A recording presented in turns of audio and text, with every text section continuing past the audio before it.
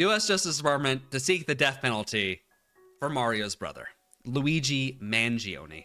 It's bad news right now, chat. Attorney General Pam Bondi said Tuesday the Justice Department will seek the death penalty for accused CEO killer Luigi Mangione. I didn't realize that's a rank that someone could achieve. CEO killer. That's wild. Bondi said she will direct the interim U.S. attorney for the Southern District of New York, Matthew Podolsky, to seek the death penalty in the case of if the case of Mangione is convicted on capital murder charges. Mangione is facing both state and federal charges for allegedly shooting and killing United States healthcare CEO Brian Thompson in Midtown Manhattan in December. He's pled not guilty of the state charges. So far, despite being in custody now for like 3.5 months, he is yet to be indicted, but has been charged in his federal criminal complaint. Mangione's attorney, Karen Friedman Angifilo, has said that she's in discussions with the Justice Department of decision, calling this decision barbaric. Their decision to execute Luigi is political and goes against the recommendation of local federal prosecutors, the law and historical precedent. What's indicted? An indictment is when you are formally given a probable cause hearing, when you are formally charged with those crimes, when those are the charges that the government is going after you. They're seeking the death penalty. He didn't even allegedly kill a human being. I know, he killed a healthcare CEO. He's a CEO killer, not a human killer. That's crazy. While claiming to protect against murder, she said, the federal government moves to commit the premeditated Spain-sponsored murder of Luigi. By doing this, they are defending the broken, immoral, and murderous healthcare industry that continues to terrorize the American people. Remember, chat, I believe it's something like 30 to 50,000 Americans die each year because they're unable to obtain health care because of being denied health care from their insurance providers. The news is among Trump administration's first major announcement related to the federal death penalty, which the president has clearly indicated he wants to see pursued by his Justice Department. Upon taking office in January, President Donald Trump issued an executive order directing the Attorney General to pursue the death penalty for all crimes of a severity demanding its use. So, I covered this back in January, but there was in fact an executive order by the 45th and 47th President, Donald John Trump, called Restoring the Death Penalty and Protecting Public Safety. Basically, under the Biden administration, he had stopped all federal executions. In my opinion, this succeeds to only make Mario's brother a martyr. True, capital punishment is an essential tool for deterring and punishing those who would commit the most heinous and lethal acts of violence against American citizens, says the president. It's not. There is no data, or very little data, showing that capital punishment actually works. Our founders knew very well that only capital punishment can bring justice and restore order in response to evil. No. So it goes on to talk about how, terrible, worst president ever. President Biden commuted the sentences of 37 of the 40 most vile and sadistic rapists, child molesters, and murderers on federal death row. Remorseless criminals who brutalize young children, strangle and drown their victims, hunted strangers for sport. Judges who oppose capital punishment have likewise disregarded the law by falsely claiming that capital punishment is unconstitutional, even though the Constitution expressly acknowledges the legality of capital punishment. Which is true. The Constitution does talk about capital punishment being the punishment for treason. For treason.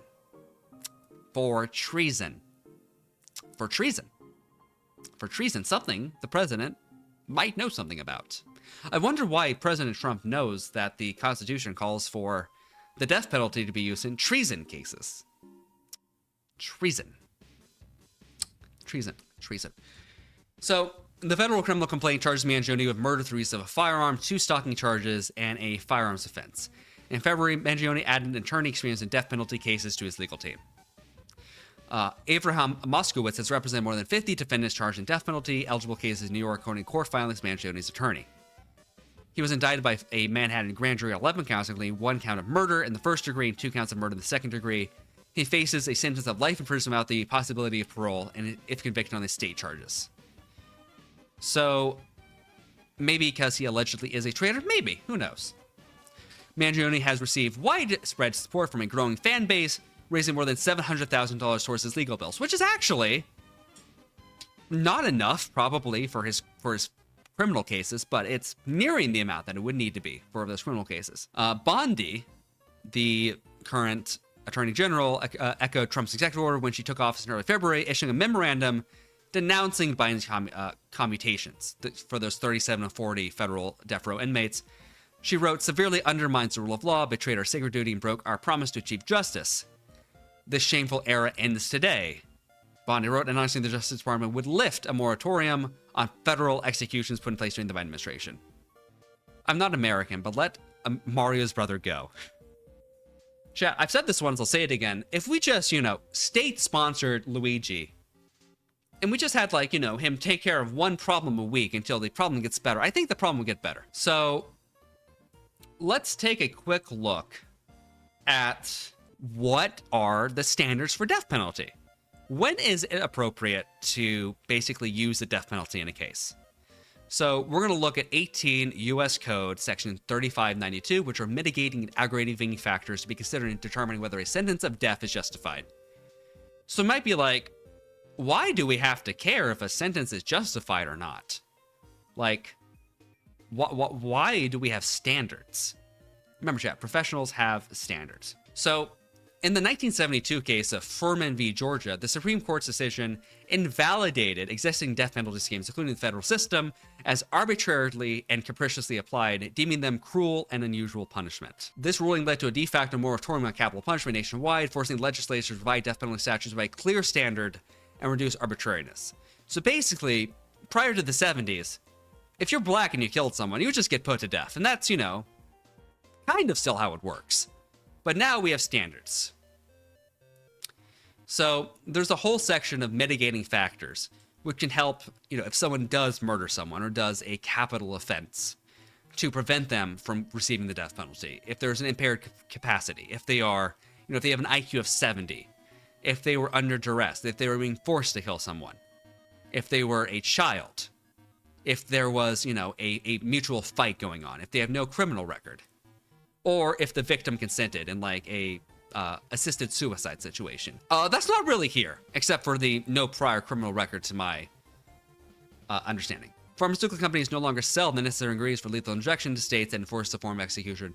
Yeah, that's been happening now for a while, which has caused a bunch of states to have to get very, creative in their ways of killing people. I believe Utah brought back firing squads, if I'm not mistaken. Yeah, Utah judge clears the way for use of the firing squad. So, yeah, we're going a little bit barbaric in the way that we're doing things in this country. Judge Sanchez's order clears the way for Utah to execute prisoners by firing squad, a method last used in 2010. Wow, they last used that in 2010? I thought it would be like 1910. Jesus Christ. So yeah, they're just shooting people in the head in Utah, chat. Jesus Christ. Jesus Christ. So let's take a quick look at aggravating factors for homicide. So death during commission of another crime. So, there are multiple other crimes alleged here, like the stalking kind of crime. So, there is possible that him going out there and, committing this crime in that way could help him. Welcome to the U.S. Kono. Thank you. I hate to say firing squad is the most efficient execution method. They executed a man in Utah in 2017 because they were barred from getting Section 1 ingredients and they let the man lick. Looks like it was last used in 2010. But yeah, no, I agree that if you blow someone's brains out, that's probably, a more painless way of going. I agree. It just, highlights the fact that it's kind of barbaric. So the death during commission of another crime has very specific crimes that are, included in kidnapping, destruction of property affecting interstate commerce by explosive, hostage taking, wrecking trains. Someone call it Dora. So there are, I believe, over a dozen of these different factors. Let's just go through a few of them really quickly. So previous conviction of violent felony involving firearm? Nope. Previous conviction of offense for which a sentence of death or life imprisonment was authorized? Nope. Previous conviction of other serious offenses? Nope. Grave risk of death to additional persons. Mangione gave this guy a few shots in the back. Nope. Heinous, cruel, or depraved manner of committing offense. I guess if we admit that the firing squad in Utah is not cruel or unusual punishment, there's no way that shooting someone in this way would also be a depraved, heinous, or cruel manner. Luigi gave a few back shots to the CEO. True. Procurement of offense by payment. This wasn't a hitman situation. Nope. Pecuniary gain. Nope. He's only raised legal fees. Oh, no. Substantial planning and premeditation. This is one where I think the government's going to be coming down hard on him because he had a manifesto. He had a lot of planning that went into this. He had a bicycle stash so that he could escape into Central Park.